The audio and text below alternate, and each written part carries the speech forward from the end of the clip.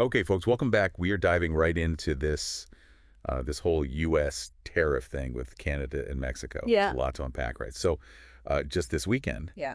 President Trump signed these executive orders to put a 25% tariff Uh-huh. on both Canada and Mexico. Wow.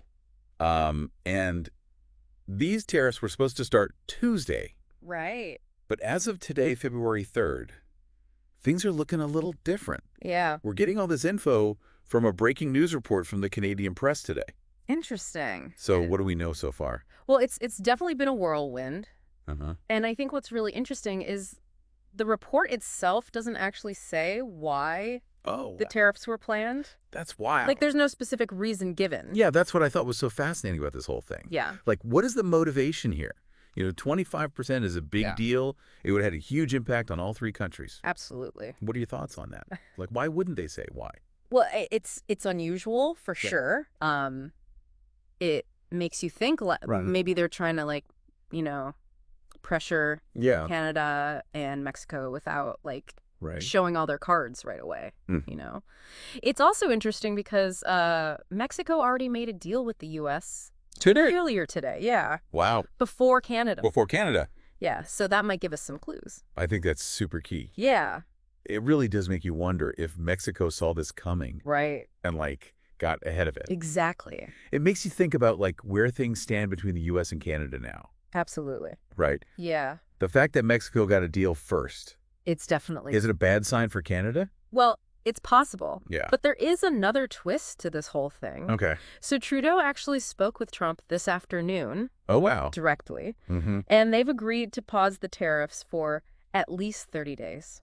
30 days. I mean, Just a temporary. it's a lot of time, but it's not a lot of time. Yeah, you're right. It's a very loaded time frame. It's Yeah. a bit of a Yeah. tightrope walk. So in the meantime, Yeah. what's Canada doing? Well, they've announced a pretty big response. Okay. They're putting $1.3 billion into strengthening their border security. Wow. And get this, they're appointing a fentanyl czar. A fentanyl czar. I know. That's interesting. It's like a super specific title, right? Yeah. And they're also going to be working with the U.S. Mm. to create a joint task force Mm. to fight organized crime and fentanyl trafficking and all that The big... package deal. Yeah, it's a lot. What do you think about that? It's definitely a strong response. Uh-huh. And I think it's really telling that they're focusing so much on fentanyl and organized crime. Right. It makes you wonder if they're trying to, like, address some of the issues that might have led to the tariffs, Yeah. even though we don't officially know what those are yet. Yeah, and Trudeau, Yeah. he used this phrase that I thought was really interesting. Oh. He said, this pause is in effect while we work together. What do you think that means? Is that just like, politician talk? I don't think so. I think Right. it suggests that they're going to be negotiating, trying to Right. find a more permanent solution. Right. But you have to wonder what Canada's going to have to give up to get there. That's the big question. Yeah, will all these actions be enough, or does the U.S. want more? And then you look at Mexico's deal. Right. Like, we don't actually know the specifics of what Mexico agreed to, Yeah. but just the fact that they made a deal first, It's fascinating. it really shows how different things are between these countries. Absolutely. International relations are complicated. It's a lot. Every country has their own priorities and strategies. Yeah. It's like a big balancing act. So big picture, Yeah. what should people take away from all this?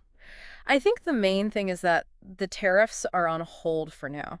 Okay. But this isn't over. The next 30 days are going to be really important. Right. As Canada and the U.S. try to work this out. So to our listeners out there, keep following this story. Yes.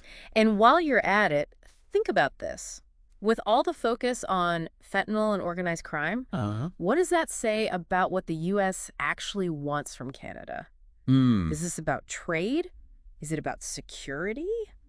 Or is it both? Good question. This deep dive has definitely given us a lot to think about. Definitely a lot to unpack. Until next time, stay informed. And stay curious. We'll see you soon. Bye. Bye.